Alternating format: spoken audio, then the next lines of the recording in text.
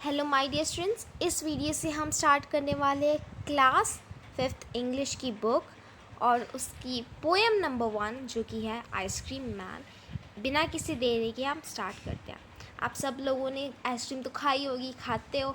कौन कितनी आइसक्रीम खाता है नीचे कमेंट सेक्शन में बताओ। आपका फेवरेट आइसक्रीम का फ्लेवर क्या है वो भी बताओ। कौन सी आइसक्रीम खाते हो, अमूल की खाते हो या या क्वालिटी की खाते हो, किसकी खाते हो वो भी मुझे बताओ। और कौन से फ्लेवर की आइसक्रीम सबसे टेस्टी लगती है। मुझे तो सबसे टेस्टी लगती है बटर स्कॉच और प्लेन वनीला। येस, मुझे कोई बेकार के अजीब अजीब फ्लेवर्स अच्छे नहीं लगते, मुझे सिर्फ ये दो अच्छी लगती है। आपको कौन सी आइसक्रीम अच्छी लगती है मुझे कमेंट सेक्शन में नीचे बताओ। What is cold and sweet and creamy and wonderful to eat. Everyone's favorite treat, especially on a hot summer day, is an ice cream. And everyone's favorite person might just be the ice cream man. अब गर्मियों में ऐसी कौन सी चीज़ है जो ठंडी होती है, मीठी होती है, क्रीमी होती है? ऑफ कोर्स वो क्या है? आइसक्रीम है। हर किसी को आइसक्रीम अच्छी लगती है, चाहे बच्चा या बुरी हो। अगर किसी को आइसक्रीम अच्छी नहीं लगती है ना, तो वो भी मुझे कमेंट सेक्शन में बताएं। मुझे उससे बात देखना है उसका कि कितने लोग हैं जिनको आइसक्रीम अच्छी नहीं लगती। क्योंकि मेरी फैमिली में मेरी मम्मा को इतनी आइसक्रीम अच्छी नहीं लगती है। तो आप लोग बताओ कि किसको आइसक्रीम अच्छी नहीं लगती। When summer's in the city and breaks a blaze of heat, the ice cream man with his little cart goes trundling down the street. अब जब समर आ चुकी है सिटी के अंदर, शहर के अंदर जब गर्मियों का मौसम आ गया है और जो ब्रिक्स हैं, ब्रिक्स मतलब जितने भी ईंटें हैं घरों को बनने के लिए, बिल्डिंग्स बनाने में जो लगी हैं, अ ब्लेज ऑफ हीट, वो इस गर्मी के कारण जितनी भी ईंटें हैं वो जल चुकी हैं। The ice cream man with his little cart. अब जो आइसक्रीम वाला मैन है, जो आइसक्रीम मैन होता है, जो आते हैं हमारे घरों में आइसक्रीम लेके, वो अपनी छोटी सी कार्ट के साथ, जो उनकी रेडी टाइप होती है जिस पर छोटे छोटे टायर लगे होते हैं, ऊपर एक अम्ब्रेला सा लगा होता है, उसको लेके गोस टंडलिंग डाउन द स्ट्रीट। टंडलिंग का मतलब होता है छोटे छोटे टायर जो होते हैं ना, उनके सहारे मूव करना, छोटे छोटे टायरों की मदद से मूव करना। वो फिर उन टायरों की मदद से जो उनके कार्ट के नीचे लगे होते हैं वो स्ट्रीट्स पे आ चुके हैं। Beneath his round umbrella, oh, what a joyful sight! To see him fill the cones with mounds of cooling brown and white. अब उसके जो गोल सा अम्ब्रेला होता है उसके कार्ट के ऊपर, उसके नीचे क्या है?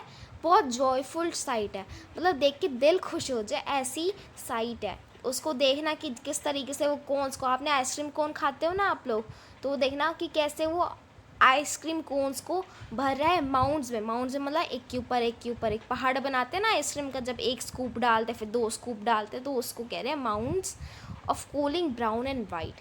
अब ये कूलिंग ब्राउन एंड वाइट क्या है? ये चॉकलेट के या आइसक्रीम के फ्लेवर्स हैं। लाइक कूलिंग ब्राउन मतलब चॉकलेट फ्लेवर, वनीला मतलब वाइट मतलब vanilla flavour. Vanilla, chocolate, strawberry और चिली थिंग्स टू ड्रिंक। अब उसी वही वनीला, चॉकलेट और स्ट्रॉबेरी भी आइसक्रीम फ्लेवर्स के नाम हैं। और चिली थिंग्स टू ड्रिंक मतलब पीने के लिए जो ड्रिंक्स होते हैं, कोल्ड ड्रिंक वगैरह। सर्दियों में हम पीते हैं ना, रूह अफ़ज़ा पीते हैं, हम कोल्ड ड्रिंक्स पीते हैं, हम जलजीरा पीते हैं, हम सोडा पीते हैं, तो वो सारी चीज़ों की बात कर रहे हैं।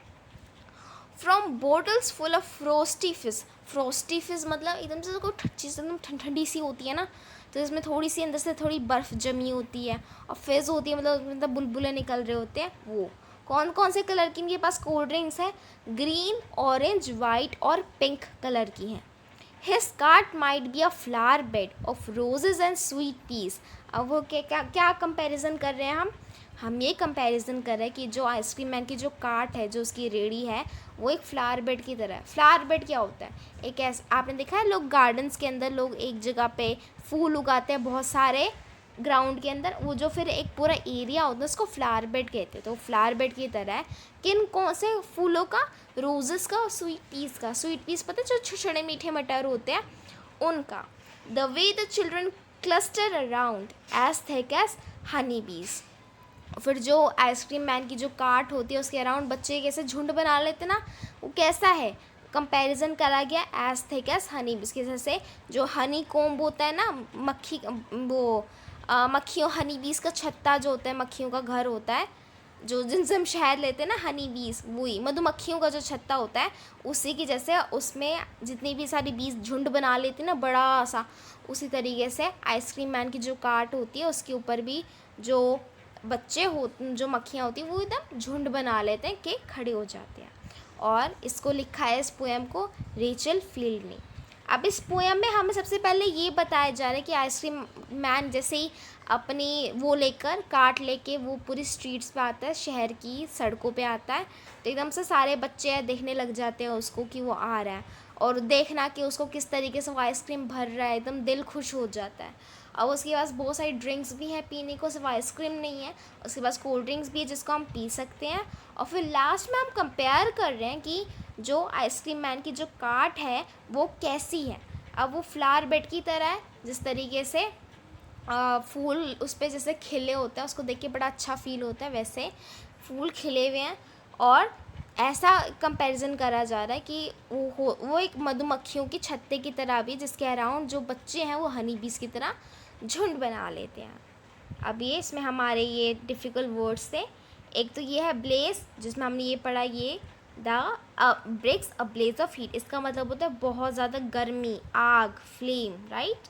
टनलिंग का मतलब होता है वही छोटे छोटे जो टायर्स होते हैं उनसे मूव करना। माउंट्स का मतलब वही एक के ऊपर एक के ऊपर एक, हीप यानी एक के ऊपर एक के ऊपर एक चीज़ को ही रखते हैं तो वो हीप बनती है या पाइल बनती है। फ्रॉस्टी फिश वही कोल्ड ड्रिंक्स जिसके अंदर से बबल्स आते हैं। और क्लस्टर मतलब गैदर अराउंड, आस पास झुंड बना के खड़े हो जाना। सो इसी के साथ हमारी पोएम कंप्लीट होती है स्टूडेंट्स। कुछ भी प्रॉब्लम है आप नीचे कमेंट सेक्शन में मुझे बता सकते हैं, मैं आपकी